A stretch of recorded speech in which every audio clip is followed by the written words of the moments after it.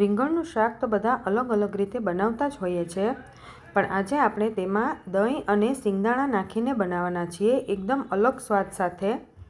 તો ચાલો આ શાક આપણે કેવી રીતે બનાવવું એ જોઈ લઈએ।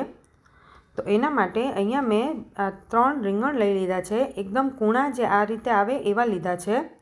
હવે આપણે તેને એકદમ ઝીણા કટ કરવાના છે। રીંગણ તમે કોઈ પણ લઈ શકો છો, પણ બને ત્યાં સુધી આવા કૂણા આવે એ લેવાના અને એના આપણે એકદમ ઝીણા સમારવાના છે। જેટલું તમારાથી ઝીણું સમારાય એટલા ઝીણા સમારી લેવાના। હવે આ રીતે આપણે બધા જ રીંગણને સમારી લઈએ। અહીંયા મેં આ રીતે લાંબા રીંગણ આવે એ લીધા છે, તમે પેલા ગોળ આવે એ પણ લઈ શકો છો। હવે આ રીતે આપણે એકદમ ઝીણું કટિંગ કરી લઈએ। આને આપણે ચોપરમાં નથી કટ કરવાનું, આ રીતે ઝીણું જ સમારવાનું છે। આપણે રીંગણ સમારતા હોઈએ ત્યારે તેમાં પાણી પણ એડ કરી દેવાનું, જેથી રીંગણ આપણા કાળા ન પડે। હવે આપણે બધા જ રીંગણને સમારી લીધા છે, તમે જોઈ શકો છો કે એકદમ ઝીણું કટ કરી લીધું। હવે આપણે તેને સાઈડમાં મૂકી દઈએ। પછી આપણે અડધો કપ જેટલા સિંગદાણા લઈ લઈએ અને સિંગદાણાને શેકીને તેની છાલ ઉતારી નાખવાની। પછી આપણે તેને મિક્સર જારમાં પલ્સ મોડ પર પીસવાનું છે, એકદમ જે તેલ નીકળી જાય એટલું બધું નથી પીસવાનું, આ રીતે કોરું જ પીસી લેવાનું। હવે તેને આપણે કોઈપણ એક મોટા બાઉલમાં લઈ લેવાનું અને પછી તેમાં આપણે 1 કપ દહીં એડ કરવાનું। આપણે જે સિંગદાણા અડધો કપ લીધા હોય તો તેની સામે 1 કપ દહીં એડ કરવાનું અને દહીં ઘરનું છે। પછી આપણે તેમાં થોડું મીઠું અને 2 ચમચી જેટલી ખાંડ એડ કરવાની। દહીં બને ત્યાં સુધી વધારે ખાટું નહીં લેવાનું, પણ જો તમારે વધારે ખાટું દહીં હોય તો તમે 1 ચમચી વધારે ખાંડ એડ કરી શકો છો।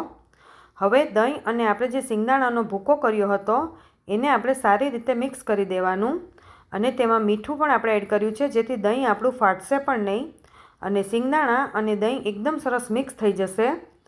આ રીતે મિક્સ કરી દીધા પછી આપણે તેને હવે સાઈડમાં મૂકી દઈએ, જેથી સિંગદાણા દહીં સાથે એકદમ સરસ મિક્સ થઈ જાય।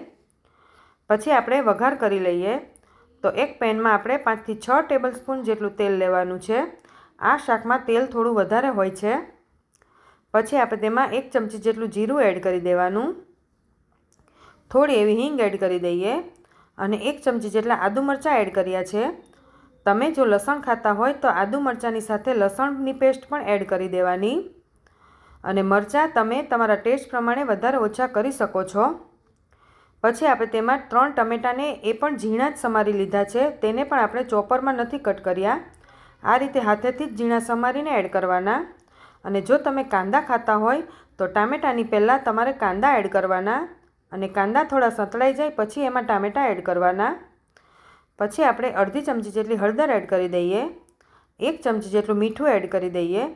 મીઠું આપણે દહીં અને સિંગદાણામાં પણ એડ કર્યું છે એટલે એ પ્રમાણે એડ કરવાનું। હવે આપણે મીઠું નાખ્યા પછી થોડા ટામેટાને સોફ્ટ થવા દેવાના। થોડા ટામેટાં સોફ્ટ થઈ જાય પછી આપણે જે રીંગણ સમારીને રાખ્યા હતા એ એડ કરી દઈએ। પછી આપણે સારી રીતે બધું મિક્સ કરી દેવાનું।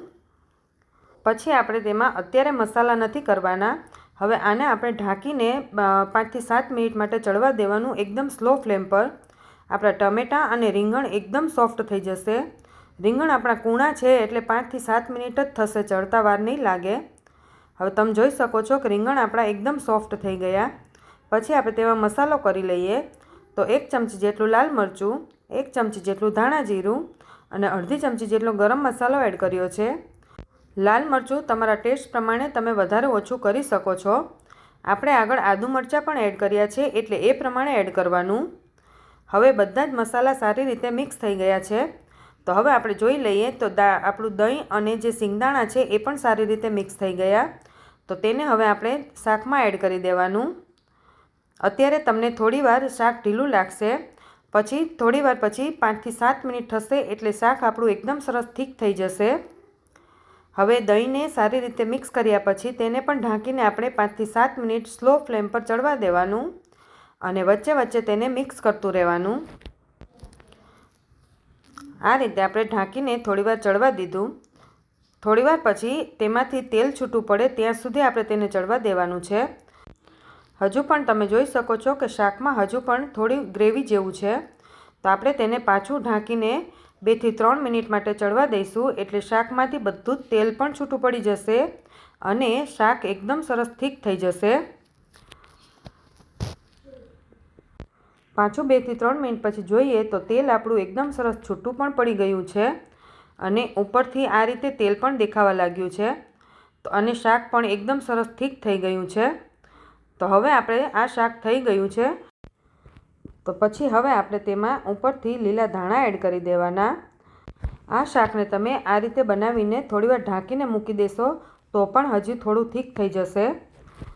લીલા ધાણા આપણે એડ કરી દીધા છે અને શાક આપણું તૈયાર થઈ ગયું છે. આ શાક તમે રોટલી સાથે, પરાઠા સાથે કે પછી જે બાજરાના રોટલા આવે તેને સાથે પણ સર્વ કરી શકો છો. આ શાક ખરેખર ખાવામાં ખૂબ જ ટેસ્ટી લાગે છે, તો તમે પણ ઘરે જરૂરથી ટ્રાય કરજો. તમને મારો વિડીયો ગમ્યો હોય તો લાઇક, શેર અને સબસ્ક્રાઈબ કરવાનું ન ભૂલતા.